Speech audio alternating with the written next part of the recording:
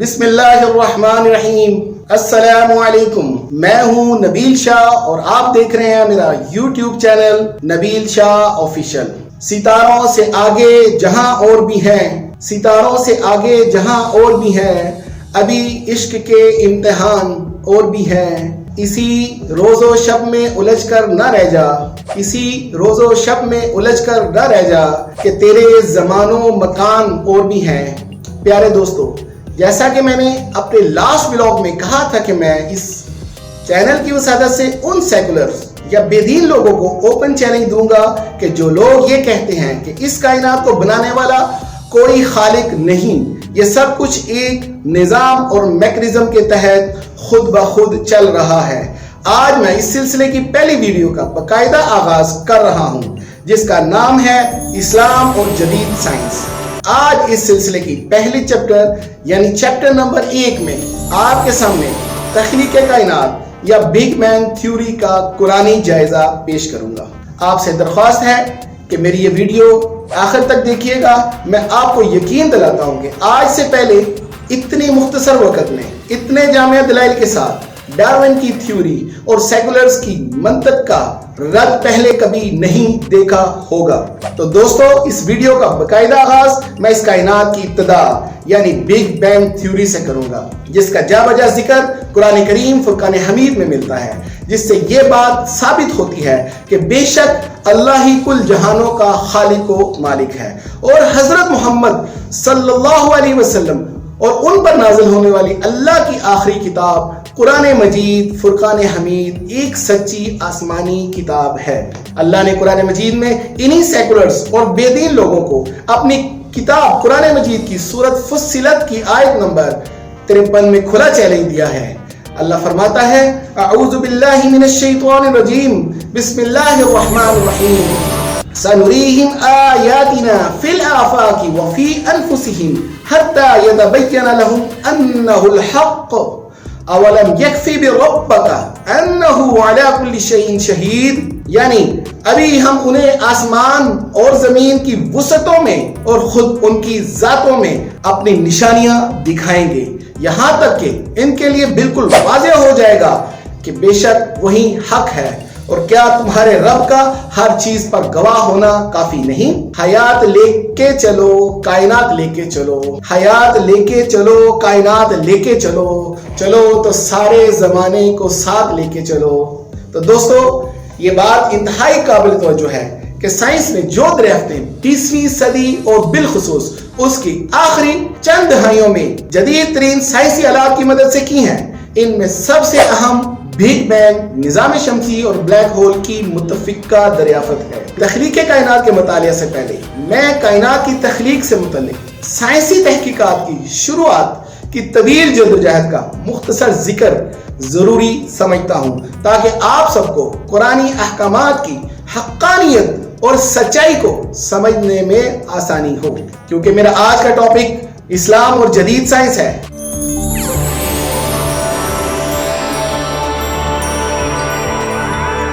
لہذا میں یہاں ارسطو، فیثاغورس یا قبل از مسیح کے یونانی سائنسدانوں کا ذکر نہیں کروں گا، اور نہ ہی ان مسلم سائنسدانوں کا ذکر کروں گا جن کی تحقیق کو بنیاد بنا کر ہی آج ان غیر مسلم سائنسدانوں نے جدید سائنس کی بنیاد رکھی۔ میں یہاں فقط ان مشہور و معروف سائنسدانوں کا ذکر کروں گا جن کی تھیوری اور سائنسی ورک کو آج بھی امریکہ اور یورپ کی یونیورسٹیوں میں فخر سے پڑھایا جا رہا ہے۔ دوستو، بگ بینگ تھیوری کی ابتدا 15ویں صدی عیسوی کے ایک سائنسدان کوپن نکسن کی اس تھیوری سے ہوئی کہ زمین اور چاند اور ستارے ایک نظام کے تحت اپنے محور کے گرد گردش کر رہے ہیں۔ اس تھیوری کو 1609 میں مشہور و معروف سائنسدان اور جدید سائنس کے موجد گلیلیو گلیلی نے اپنے دیو ہیکل دوربین کے مشاہدات کے بعد کوپن نکسن کی تھیوری سے اتفاق کیا، بلکہ گلیلیو کے نزدیک زمین، چاند اور دیگر ستارے سورج کے گرد چکر لگا رہے ہیں۔ گویا پہلے بار اس نے ہر ستارے یا سورج کا انفرادی منظم نظام شمسی کا تصور پیش کیا اور کائنات میں جتنے ستارے نظر آتے ہیں وہ دراصل سورج ہیں اور ہر سورج کے گرد اس کا خاندان یعنی مختلف سیارچوں اور چاند کا ایک مکمل نظام موجود ہے۔ گلیلیو نے یہ بات بھی بتائی کہ کائنات میں ایک نہیں کئی سورج یا ستاروں کا نظریہ پیش کیا، اسی لیے گلیلیو کو ہی جدید فلکیات کا جد امجد کہا جاتا ہے اور اسی کی تھیوری یا نظریے کی بنیاد پر آج کی یہ جدید سائنس قائم ہے۔ لیکن وہ پادریوں کی شدید مخالفت کی وجہ سے اپنے نظریات کا کھل کر اظہار نہ کر پایا، لیکن 1915 میں البرٹ آئنسٹائن نے اپنے عمومی نظریہ اضافیت یعنی جنرل تھیوری آف ریلیٹیوٹی میں پیش کیا۔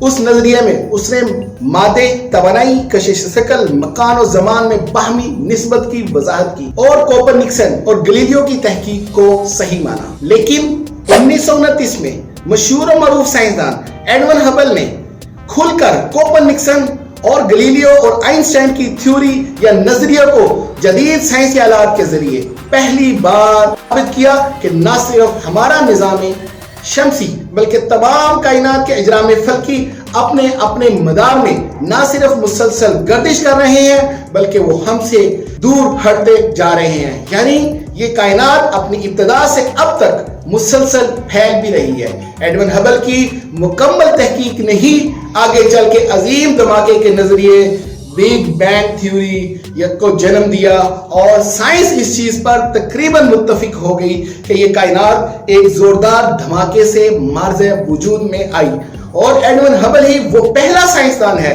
پہلی دفعہ پھیلتی ہوئی کائنات کا بھی تصور پیش کیا، جس کا نام کائناتی سرخ ہٹاؤ یا کاسمک ریڈ شفٹ کا نام دیا، جو دور ہٹتی کہکشاؤں کے رنگ بدلتی لائٹ اسپیکٹرم سے حاصل ہوئی۔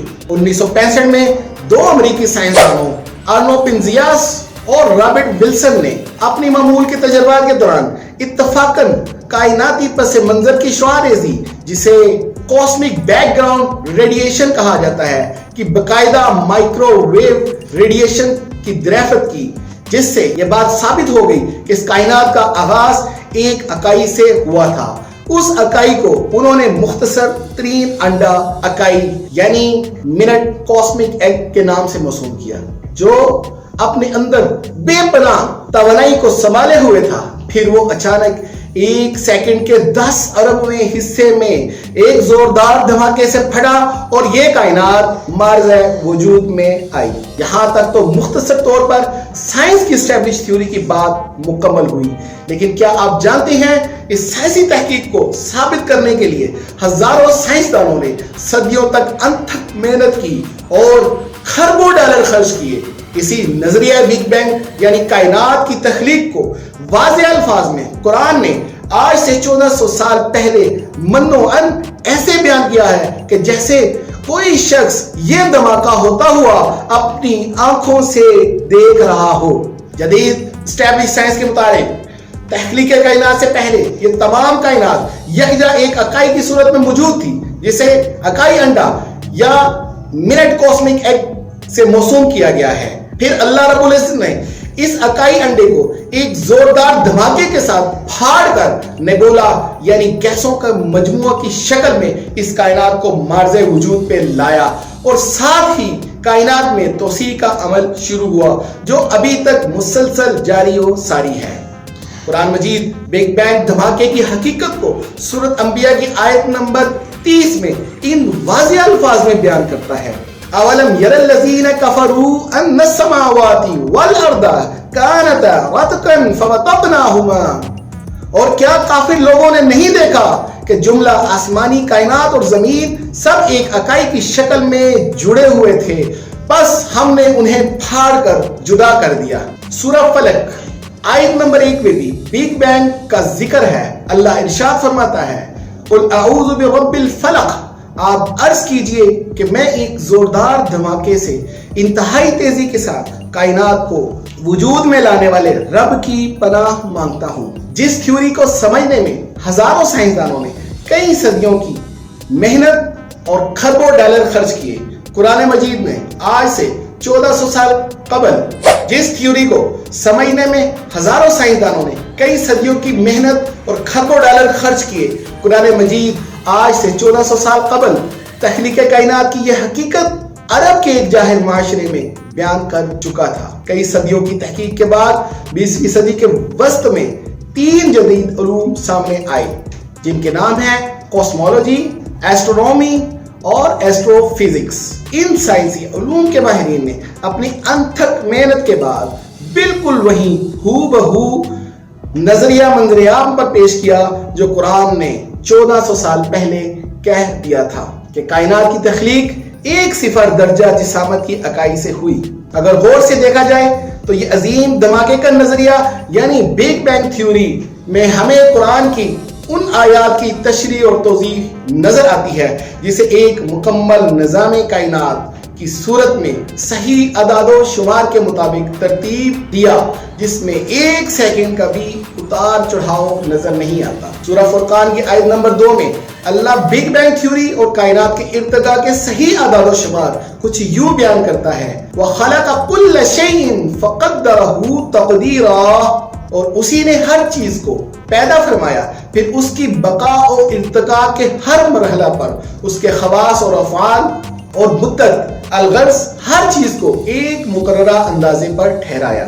इन आयात करीमिया में हर शय की तवानाई के जरिए तख्लीक और हर मादे के हर आइटम में तवानाई की मुतनासिब मिकदार और सही वक्त का तस्वर पाया जाता है। कुरान मजीद इस साइंसी हकीकत को बेनकाब करता है कि कायनात के तमाम अजराम फल्की बिग बैंग थ्योरी के बाद एक गैसी बादलों की सूरत में मार्दे वजूद में आए। सूरह फुस्सिलत की आयत नंबर 11 में अल्लाह वाज़ेह इरशाद फरमाता है, सुम्मस्तवा इलस्समाई वहिय दुखानुन फक़ाल लहा वलिल अर्दि इतिया तौअन औ करहा क़ालत आतैना ताइइन। फिर वो समावी कायनात की तरफ मुतवज्जह हुआ, वो सब धुआं था, सो उसने उसे यानी आसमानी कर्रों को और जमीन से फरमाया, ख्वाब बहमो कशिश और रगबत से या गरीजी और नागवारी से हमारे निजाम के ताबे आ जाओ। दोनों ने कहा हम खुशी से हाजिर हैं। अब गौर तलब बात यह है कि वहिय दुखान से मुराद उस वक्त गैसों के वही बादल हैं जो आज के साइंसदान हमें बताते हैं। फिर आहिस्ता आहिस्ता अल्लाह ने उन गैसी बादलों के अंदर एक मुतवाज़न फल्कियाती निजाम तरतीब दिया, जिसके तहत अरबों खरबों कहकशाएं और उनके अंदर वाक़या खरबों इनफरादी निजामों को वजूद मिला। बिग बैंग अजीम धमाके के फौरन बाद ये एस्टैब्लिश थ्योरी भी सामने आई कि ये कायनात मुसलसल फैल रही है। जदीद साइंस की मुतफिका थ्योरी का भी कुरान में पहले से ही जिक्र मौजूद है।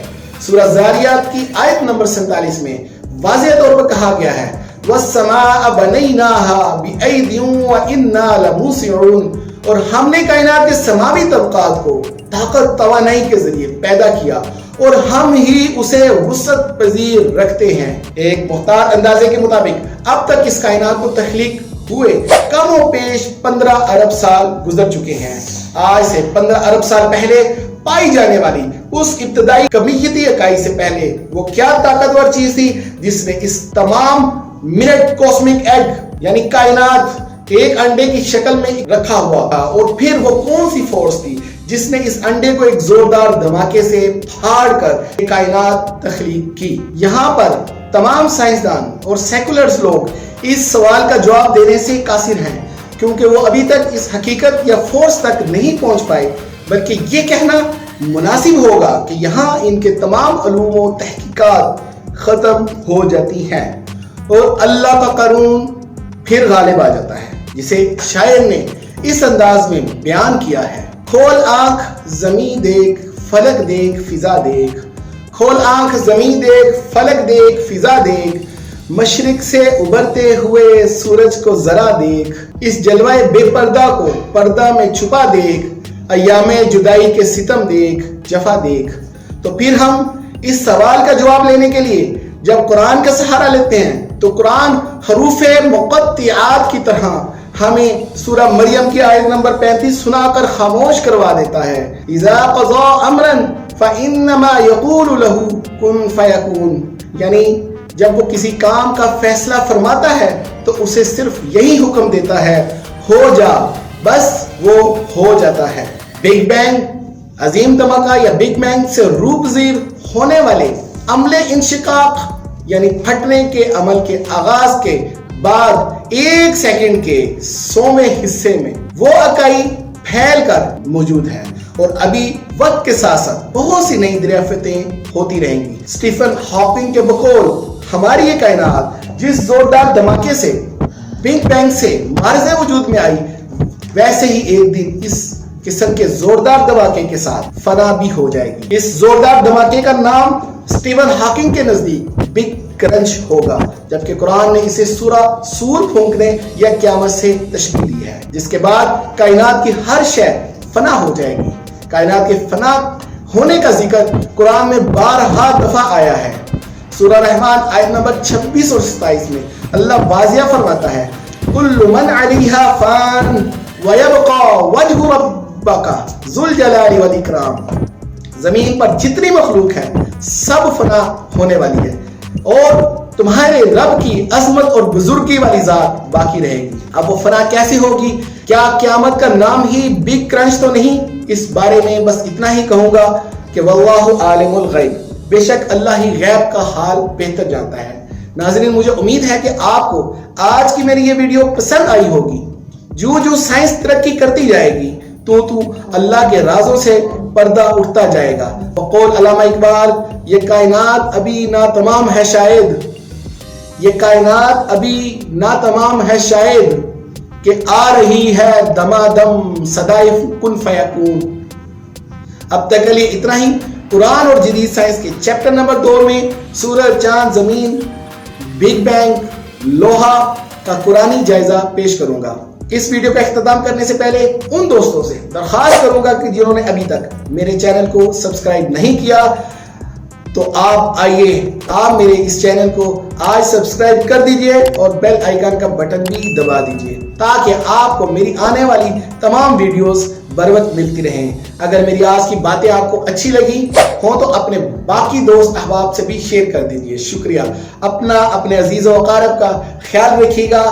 इंशाअल्लाह बहुत जल्द अपनी अगली वीडियो में आपसे दोबारा मुलाकात होगी। तब तक के लिए मुझे इजाजत दीजिए। अल्लाह हाफिज।